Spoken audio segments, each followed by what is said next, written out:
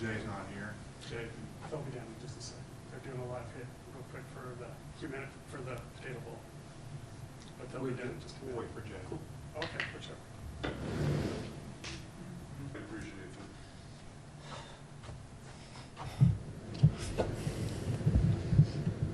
All right, Coach. You guys ready to rock? Well, Merry Christmas to everyone. Appreciate your guys' time on a Monday. We got the Idaho Potato Bowl about to kick off here in about a half an hour. But Merry Christmas, guys. And, I really do, it's such a special time. Jesus is the reason for this season. It's not about just Santa Claus and Christmas trees. It's about, our Lord and Savior coming to earth to save us from our sins. And that's something that I even remind my little daughters about as we're running around trying to get them gifts. And I have not shopped for my wife yet, but you better believe I will be out and about today shopping for her. But Jesus is the reason for this season. I'm so thankful for this time of year. Thankful to be around you guys and excited where our team is growing to. Had a good couple weeks getting some guys that have been banged up healthy. And so we had a practice today. Our guys are going to have Christmas Eve and Christmas off along with the staff. And then we'll be back. The 26th is the game week Monday, and we'll hit the ground rolling. But we're in a good place. We got to keep growing and earn the right to play our best on the 31st. And that's exactly what Penn State's going to work to do as well. Thank the world of their team. I don't know Coach Franklin, but think very highly of him, a ton of respect for him, what he's done over the years, what he's done this season. I mean, they're a touchdown away from being the Big Ten champs and probably being the #1 overall seed in the playoffs. So ton of respect for him as a coach. I have followed his journey for a long time. He's done a phenomenal job. And really in all three phases, they're playing their best football. I mean, what they're able to do against SMU on Saturday, that's very, very impressive. They're able to, about 12 minutes left in the fourth quarter, they're able to rest their guys in a playoff game. That's a testament to their team. Offensively, they put you in a lot of conflict. Their new offensive coordinator, Andy, does a phenomenal job shifting, motioning, bunch of different personnels, and they're very, very talented across the board. So we got to do a great job with our communication and our eye control just to deal with all the pre-snap issues, along with a lot of schematics that attack you. I think we're going to defend two of the best running backs we've seen all year, and I don't even know if it's close. These two backs are elite. Not only do they have the top-end speed, but they can also break any arm tackle you come with. And they got, one of the best tight ends in the entire country. Going to be a first-day draft pick, and it's deserved. What I love about Tyler, number 44, is he's not just a pass catcher, which he is. He'll line up at Wildcat. He catches a ton of balls, but he's also, he is extremely physical at the point of attack in the run game. And they got multiple tight ends with him. They got a bunch of receivers that got a ton of juice to stretch you vertically. And, their quarterback's an NFL-type kid. He's long, can run when the pocket breaks down, do have some design runs that we got to be ready for, and he can make the big boy throw. So offensively, they put you in a lot of conflict, and we got our work cut out for us. Defensively, it was on full display what they did this weekend versus SMU. They were one of the best fronts we've seen all season. Obviously, everybody knows about Abdul Carter, number 11. An elite edge rusher. And talk about a young man that's relentless to the football on both sides, number 33 as well. Relentless to get to the quarterback. Kobe, number 41, their linebacker, can go sideline to sideline. Really like their safety, number 1. So they've got a bunch of players on defense that are absolute relentless. They're extremely talented. They play really well together. And it's really hard to get them misaligned, even on shifts and motions and different things. They're very well coached. Coach Allen's done a really good job with that unit. They get lined up, they're on the same page, and then they pin their ears back, and they're on the attack. One of the top run defense in the country, one of the top defense in the country in regards to points scored against them. So we got our work cut out for us on that end. And then special teams-wise, they've done a really good job. They got elite returners, punt return and kickoff return, and they're going to obviously be aggressive. Phenomenal call by Coach Franklin versus Minnesota on the fake punt that went for 50 to essentially ice the game. And they're going to be on the attack special teams-wise, and they're extremely physical on special teams too. Number 0, one of their defensive players does a phenomenal job in all 3 units. We got to know where he is at all times, and they play their best players on special teams. So we got our work cut out for us. It's a phenomenal opponent that we're going to meet down in Arizona, and we're excited to go put the ball down. Is there anything, you mentioned getting guys healthy. Are you willing to say anything about Tubner or any of these guys that have been out? Yeah, Tubes is practicing today, so he's in a really good place. BJ, he'll definitely be available for the game. We're just going to continue to work through what that looks like. But he's able to get a lot more reps than he was. He was able to play a little bit in the championship game, not as much as we wanted. That's just because he's an absolute warrior, but he's doing a good job to get back healthy. We'll see exactly what his reps are going to look like in the game, but he was able to get some reps at practice today. Any chance for gains?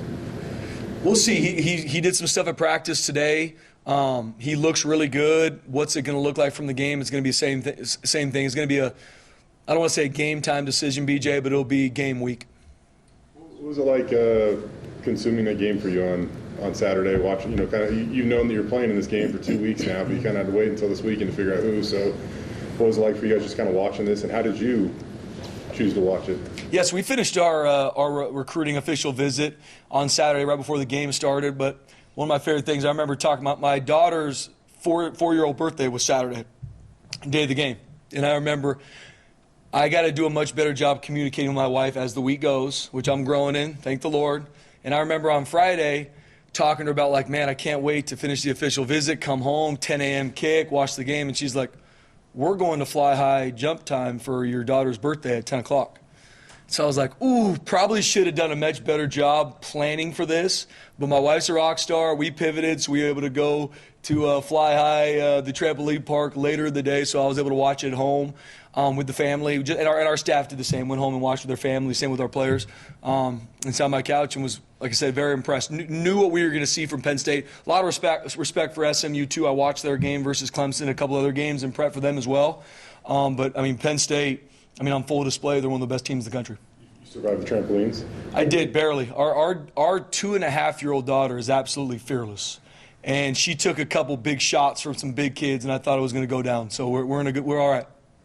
Watching the game live, what was the biggest thing that stood out for Penn State for you? Just how well coached they are. I mean, there's in all three phases. I mean, you talk about from the start of the game to the end. I mean, creating takeaways by their defense. I mean, just started so fast. There wasn't any working of the game. In all three phases, they're extremely well coached, very, very talented across the board, but they're not just out there running around. They're extremely well coached. They're disciplined in all three phases. And obviously, when you watch the film, you could slow it down in your office, but even watching it live, I think was on full display for me. And we saw the 2 pick sixes and over interception. How confident are you, but also how much of an emphasis is it with Maddox just for that ball security and being careful this game? Yeah, the turnover margin's huge in every game. That's kind of the thing I talked to our team. This is the quarterfinal, Fiesta Bowl, a lot of hype, a lot of buzz about the game, as there should be. But we got to earn the right to play our best through our prep, and no different for either team. It's nobody needs to go out there and put on their Superman cape. We need to focus on the fundamentals, techniques that equate to playing really good football. And one of the biggest ones is the turnover margin, taking care of the football on offense, taking away on defense in any game you play.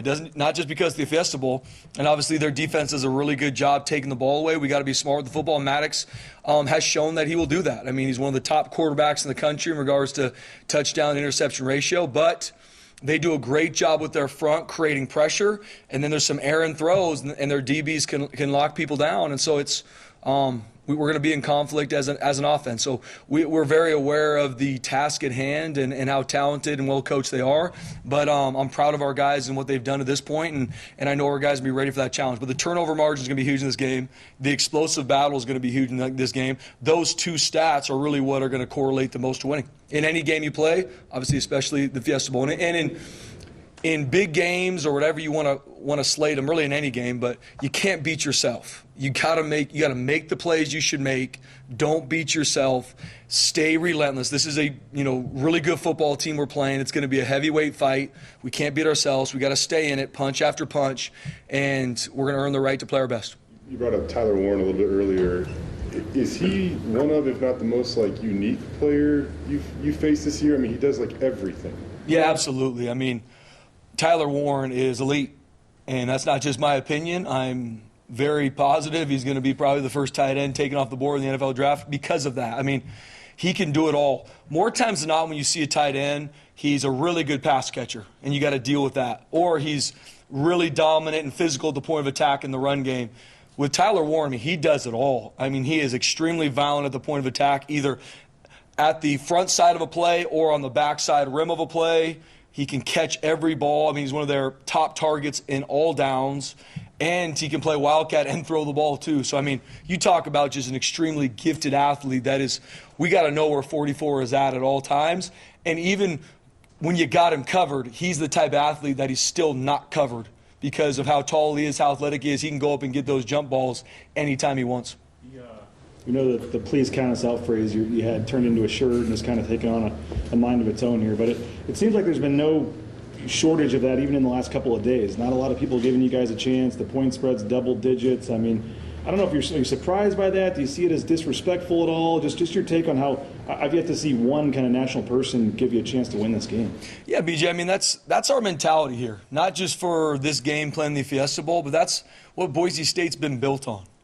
And we got to earn our right through our prep to go play our best against one of the top football teams in the country. But I believe in our team. And that's why we talk about, please count us out. People do. Media or people, count us out. Because I know how we're going to work, and I know we're going to work to play our absolute best on the 31st. So if nobody gives us a chance, if the point spread continues to grow, whatever. And I tell people too, like, hey, use this as motivation. This team doesn't need any more motivation. Like, we've been in playoff football since September. And it's 1 week at a time, working to play our best, counting us out, oh, you can't keep this up, or what's going to happen. And our guys continue to work, continue to do what's required of them, and continue to improve every week. So all the outside noise of people counting us out, awesome. We've been with the outside noise of everybody saying how great we are. On either side, you got to block the outside noise, and I believe that. Like, please count us out. I mean, that's what Boise State football has been built on is people thinking we can't do something, and we work our tails off to find a way to prove people wrong. And that's what I believe in our team. Wherever and we use the phrase, put the ball down. Like, it doesn't matter the stadium, doesn't matter what fans are there. Like, on the 31st, put the ball down. We're going to be ready. And I've seen you kind of like some of those tweets and things when people say that. I mean, are you sending out daily, text to the team with that stuff? Do you play? I mean, I know you say you block it out, but are you making sure the players are aware of some of this? Yeah, I think it's just, for me, with no different from the times that we were picked to beat a team by, a ton of points or whatever the game is. When we talk about outside noise, like, I'm very direct with our players on what is going on. Not because I don't want, if I'm not, they're going to fill in the gaps from outside sources, either family or media or anything. So I'm very direct with our team on what is about to happen. What do we expect from either the team we're playing, from the environment, from the media? And so we talk about those things like, hey, right now, nobody thinks you can win this game. Perfect. There's been games I said everybody thinks you're going to win, but you could still lose it very quickly. And so I'm very direct with our team on, hey, guys, nobody thinks you can win this game. Every single person in this team room, me included, has been counted out in their life. You can talk about it. You can feel bad. You can use it to motivate you. At the end of the day, all that matters is the work you put in, and that's what we have to do through the next 8 days. If we do that and we continue to focus on what matters, our work, we'll go play our best on the 31st. And once again, what I believe and what my message to the team is, your best is enough, and your best is required. And I believe if we can continue to focus on those things, we'll be able to play our best, and I know it's going to be enough. And I know Penn State's doing the same thing. And like I said, ton of respect for them on who they are as an entire program, not only over the years, but how they're playing right now. They're playing their best football. And so that's my message to our team is, for us, we have to earn the right to go play our best, and not when we go put the ball down on the 31st. Like, that started 2 weeks ago, and it's every single day how we prep and recover to play our best. Okay, I'm going to take some Zooms real fast. Rich from Red and Eagle, go ahead. Thank you, Spencer. Merry Christmas to you and your family. We know about Ashton's statistics. We've seen the numbers. Can you tell us, the people who cover Penn State, what makes him so special? Yeah, good question. First off, he's a 10 out of 10 human being. And I want people even watching on either side, obviously especially Penn State, that haven't probably focused on Ashton a lot prior to this week. He's a unanimous captain. He's one of the best leaders and one of the hardest workers we've ever had here at Boise State. He's a generational football talent, but also a generational leader and teammate here at Boise State.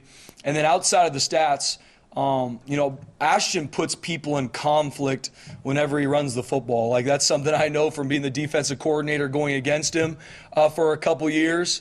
But, how do you deal with him? Do you settle your feet? If you settle your feet, he does have really good top end and can work around you. If you come in high, he's very powerful at the point of attack. So I just think he puts people in conflict on the football field, and he's a relentless competitor. and so proud of him and what he's been able to do through 13 games. And I know he knows, how talented this Penn State defense is, one of the top 10 defenses in stopping the run in a run-heavy league in the Big Ten with a lot of respect for their conference. He's working his tail off to be able to play his best in the 31st, too. Okay, I'm going to go one or two more here on Zoom, just as they're showing up on my screen. Seth from State College. Hey, Spencer, thanks for the time today. You talked about Penn State being able to stop the run efficiently. Have you seen any team that maybe compares to them that maybe you coached against? And what specifically about them has made them such a successful defense at stopping? Yeah, first off, Seth, good question. I think, when it comes to stopping the run, it's not one position group. I think a lot of focus usually goes to the defensive front, which it should be. They are at the point of attack. But what I respect Penn State for so much is that they are always on the same page. They're not going to give up, no one in a gap, big runs, or no leverage to the defense. Like, they're very well coached. They've got good answers for whatever schemes you're going to give them. They align very well. The shifts and motions and odd formations, obviously going against their offense in fall camp has helped them as well. So they've got a phenomenal front that can impose their will on an offensive line, but once you create situations for their DBs and linebackers to tackle, they show up and make big tackles as well. So what I respect so much about their whole defense, especially with stop the run, is how well they work together, and they're very assignment sound. Okay, Jordan on Zoom. Yeah, hey, Coach. Thanks for taking the time today to talk with us. Merry Christmas to you and your family as well. So Coach Franklin touched on this from Penn State as well, and I think maybe you can offer more insight on this as a more inside perspective. But people may be surprised to see Boise State in this position, but he mentioned how he believes that the community, the administration, everything is in line there because everyone that's gone to Boise State has had success in their own ways, and now you are having the success at this level. What can you say about just how the administration, the university, the community impacts what you're able to do with this team and this program? Yeah, Seth, it's everything. I mean, I have so much support. I mean, I really truly believe we have the best athletic director in the country in Jeremiah Dickey. I mean, it's never, no, I can't do that from him. It's always, we'll figure it out. We'll find a way. Keep pushing forward. I mean, I am supported by our administration, supported by our staff, by our players, by the community. I mean, Bronco Nation, 7 games, 7 sellouts. I mean, across the board, the support that I feel as the head coach, and I know our team feels from our community and beyond, is through the roof. And even where, Boise State has been built on the backs of years and years of success way before I got here. And so even this season is not because of me, it's because a group of young men, wanted to leave a legacy, be different. We haven't been to the Fiesta Bowl in a decade. And they said in January, we're going to go get that done. And they went to work. And we do have the support from, like I said, our administration, our AD's a 10 out of 10, and Bronco Nation is a fan base that is near and dear to our heart that support us at all times. I know they'll show up in a major way now the Fiesta Bowl, but we might not have what everybody else has, but we definitely have enough, and we're going to continue to push forward. Okay, we'll come back to Zoom, go back to the room here. Spencer, kind of along those lines, as long as we're talking about it. I was in New York talking with JD, and he mentioned that he's trying to get a new contract for you, and he said the thing that was most important to you is taking care of your assistant coaches. What do you think needs to be done there to make sure that you're doing what you want to do to take care of those guys, and why is it such an important thing for you to take care of? Yeah, Jay, for me, it's all about the people. It's all about the people. That's your staff and your players. First and foremost, your players, and then secondly, your staff. I mean, that's everything to me. Not just to be successful on the football field and continue to push forward for years to come, but the only reason I do this is to develop people. And so, Jeremiah Dickey's phenomenal, and so with the success comes trying to continue to push the needle. And that's my call to our supporters, to our administration, to the state, that, hey, we have more than enough this season. We're going to keep pushing forward. I'm not the guy that's looking at what everybody else has from either money or facilities or whatever. We have more than enough to be successful and play our best in these games coming forward. But it is something for me to use this to make sure we do sound the horn, and we do continue to need more. We do. And for us to continue to push forward where college football is, for our staff, for our players, we need to grow our staff salaries. We need to. And I know Jeremiah Dickey's aligned with that. We need to. We need to push the needle. If you look at where the games and the teams we have to beat at Boise State, like we've got to push the needle on our staff salaries. We've got to push the needle on the collective and the NIL space for our players. They deserve it. And so that is something I'm very open about because we have the resources in this community. The Treasure Valley has it. The support for Boise State football and athletics, it is here. But we do got to continue to push forward. What we did this year is not going to be enough going forward. No different a year from now. Like, we got to continue to push the needle, and it's all about people. And that's my biggest push. It ain't about me. It is about our staff and our players.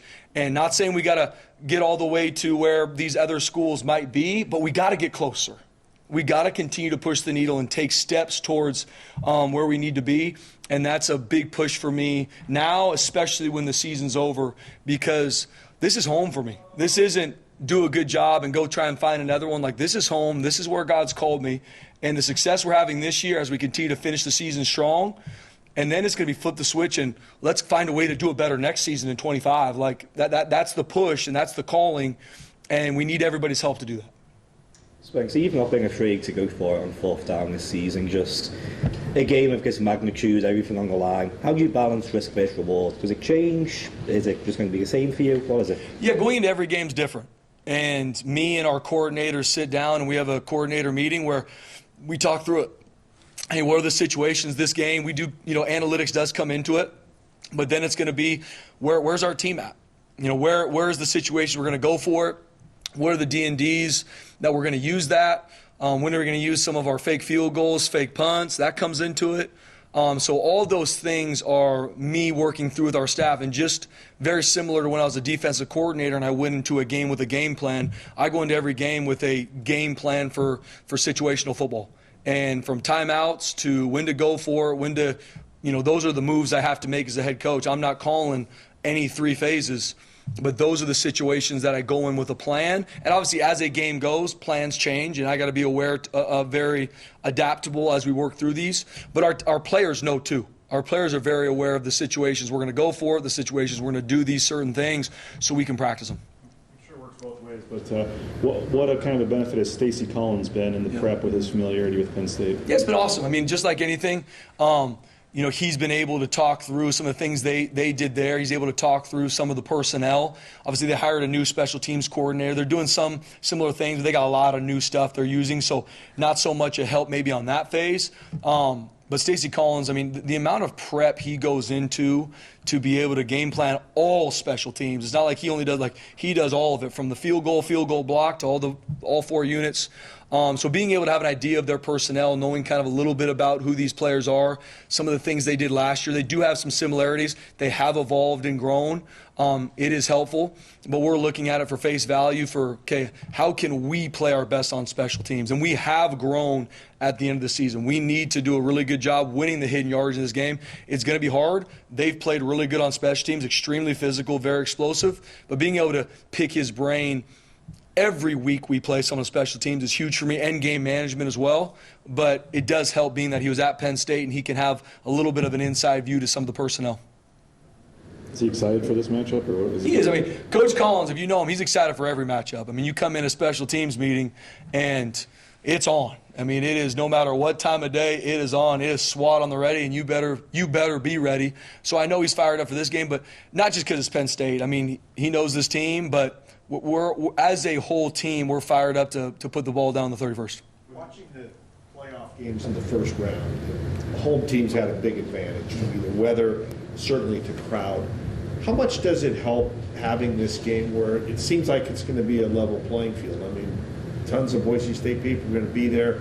The weather's not going to be a factor, obviously, because of the dome. How much are we going to see maybe a better game because of the fact that everything seems to be pretty much even? Yeah, I think it's a good question, Bob. I think just like anything, there is home field advantage. I mean, we feel that when we play on the blue. Obviously, Penn State feels it at home with 115,000 fans.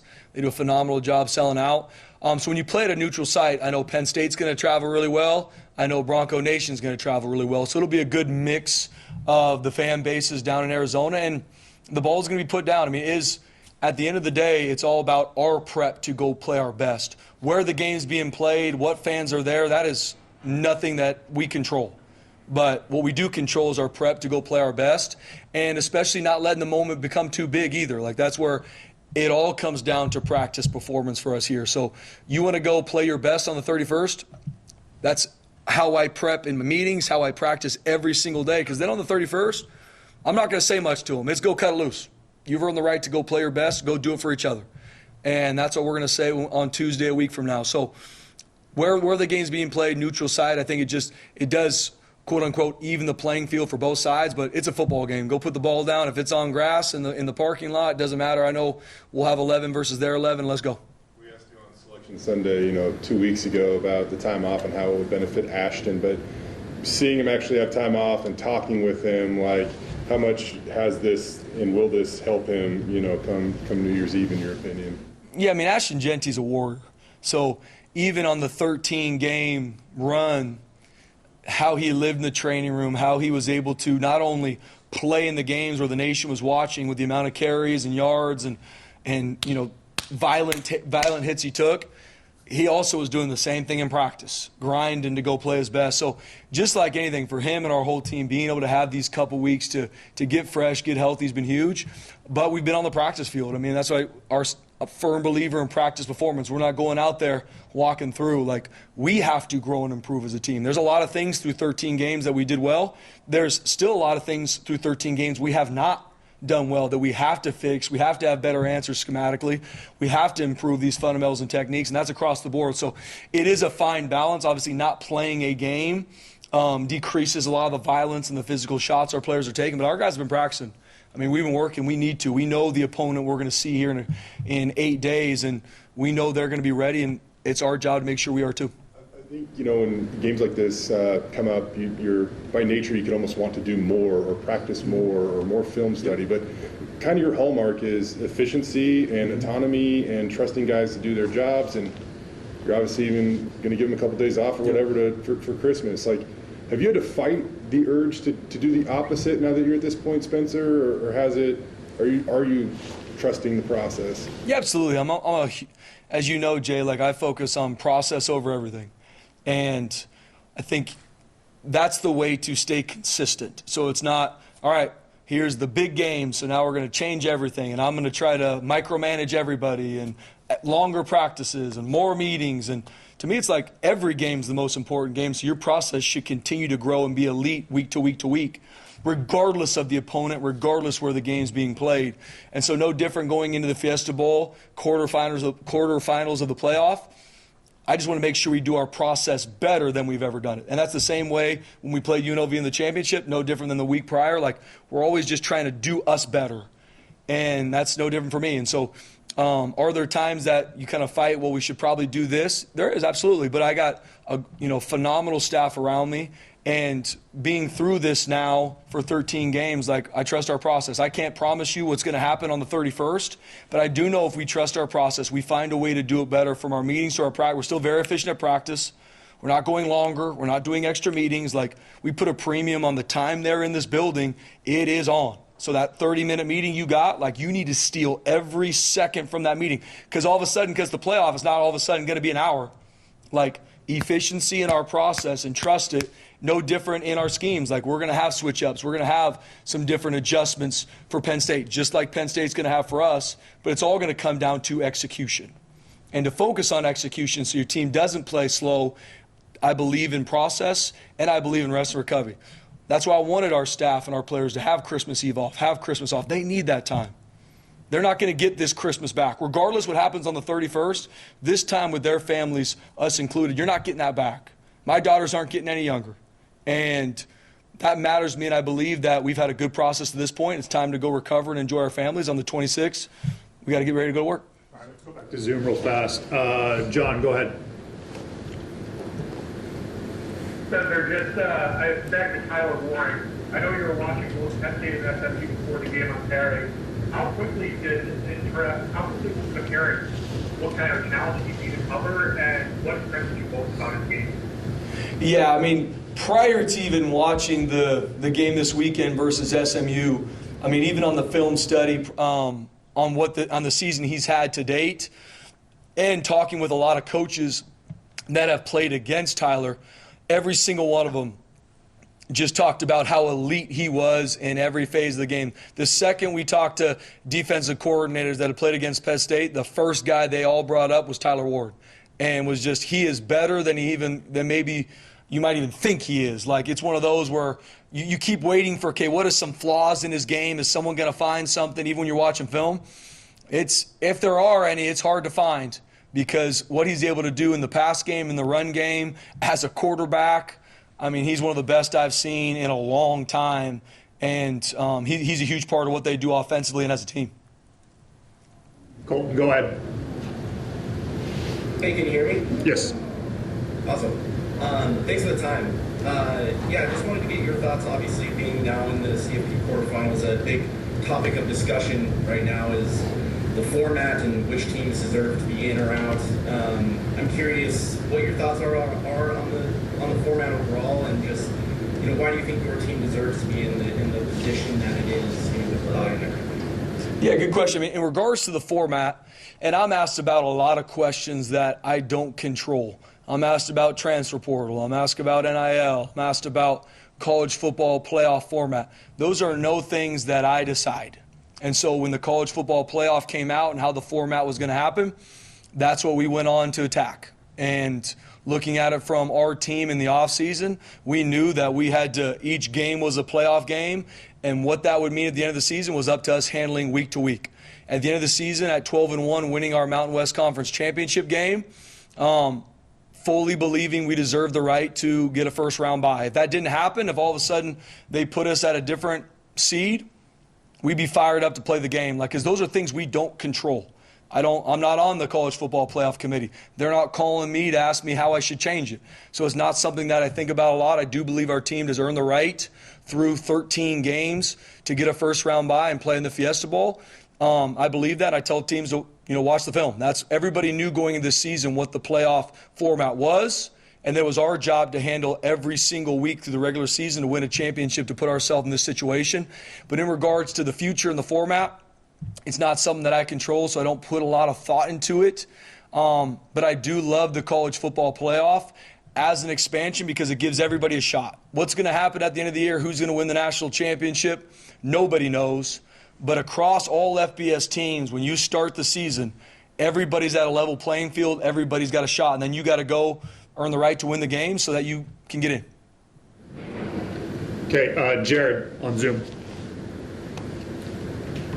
Coach, Merry Christmas and thanks for having us today. I wanted to ask you a little bit on the Penn State side. We obviously don't know a lot about Boise State, but what makes you, Spencer Danielson, you as a coach and as a man of Christ?